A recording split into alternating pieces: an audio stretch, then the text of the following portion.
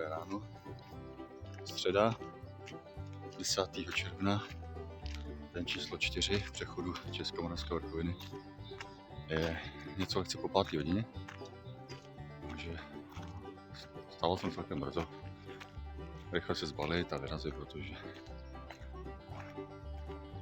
není čas ztrácet čas, jak říkám vždycky. Jinak noc byla celkem dobrá, byl jsem unavený, takže jsem usnul velmi rychle. Ale vysoká kondenzace, takže ráno tarp ze zhora i z vrcha, ze spoda mokrej. A navrhlej spacák, boty samozřejmě ty mám durch, jako. Sice jsem si vzal suchý ponožky, ale otázka asi 3-5 vteřiny, než jsem dal do bot nohy. Takže všechno mokrý, ale myslím, že ty boty se rychle usuší, bude to dobrý. A naštěstí ta dneska končím, protože podle počasí bych měl asi celkem dneska problém, jak a kde to usušit, je teda pod mrakem, se můžete podívat, takže bylo těžší. No nevadí, takže zbývá mi 14,5 km posledních.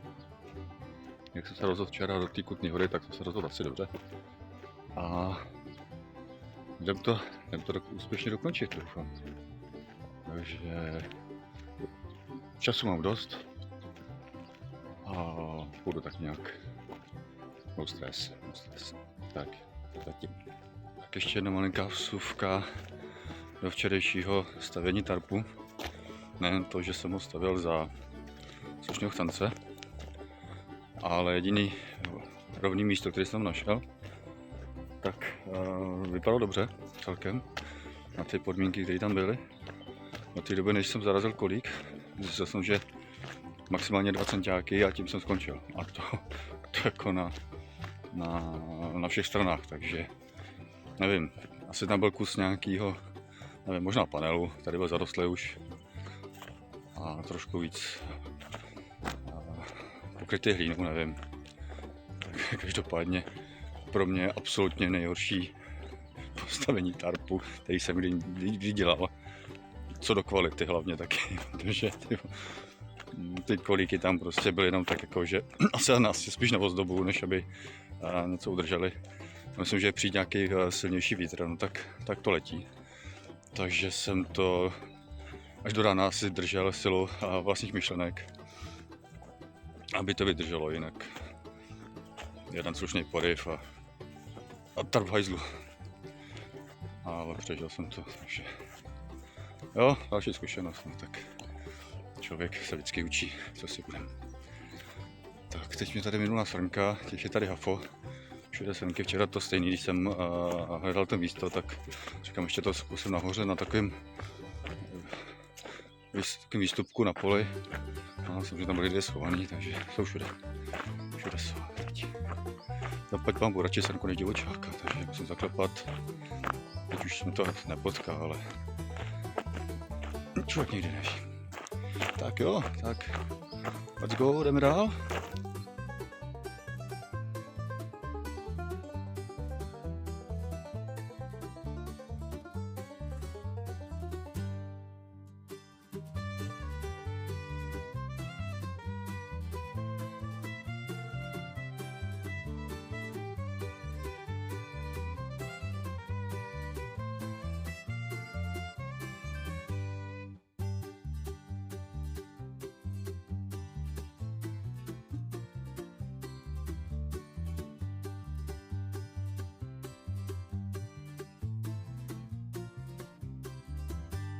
No jsem si říkal, že kdybych šel o pár kilometrů víc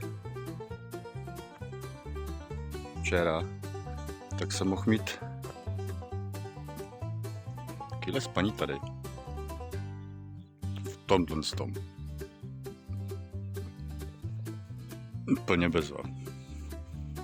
A kočíhejte. Zlatý hře večera. Tada! to je normálně na televizi tady pak. Tyjo, no tak to kdybych věděl, to bych se snad kousnul. A ještě těch Tyjo, nevím, 5 kiláků. 5 kiláků došel. No. Škoda. Nevadí. Ale jako super. No tak. Mastím dál. No to úplně nejsou křemnáče. To jsou totiž holuby. Není křemenáč jako holub. A to protože tady je silnice. Takže objasněno.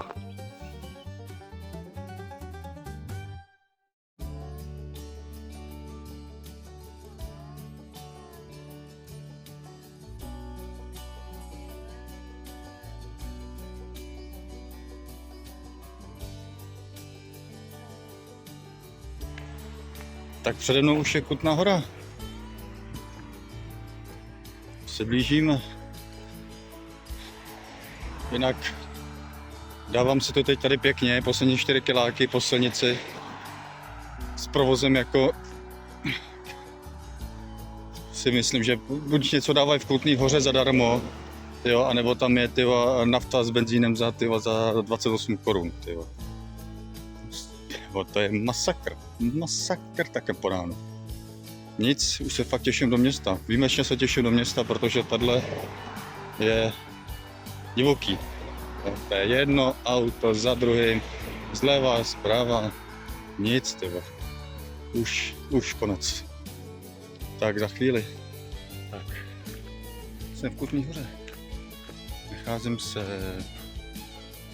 na kostela Matky Boží na náměstí. Je za mnou. Začíná trošku pršet. A chvíli sednu. A mám to za sebou. Ještě mi chybí pár 20 metrů, ale tam už natlačit nebudu. Už budu na nádraží. Takže tady bych to nějak trošku zesumarizoval. Přechod Českomoravské vrchoviny. Asi jo, aspoň mé očekávání.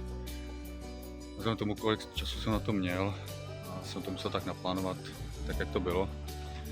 Samozřejmě dalo by se to naplánovat i jinak líp, ale ta časová dotace by musela být daleko větší. Kdybych chtěl využít turistické cesty a vyhnout se maximálně asfaltkám, tak asi ano, ale to bych byl zase trošku někde jinde. Co se týká kilometrů a času, a to bohužel byl čas. Nicméně v finále nějakých 132 km. Ve Škově to dalo přes 2000 metrů, takže taky docela překvapilo. Co říct závěrem, bylo to fajn, bylo to náročný, místama to taky nahoru dolů, co se týká nějakých emočních stavů. Ten déšť mě včera trošku zlomil, ale nic, co by mě mělo prosekat úplně.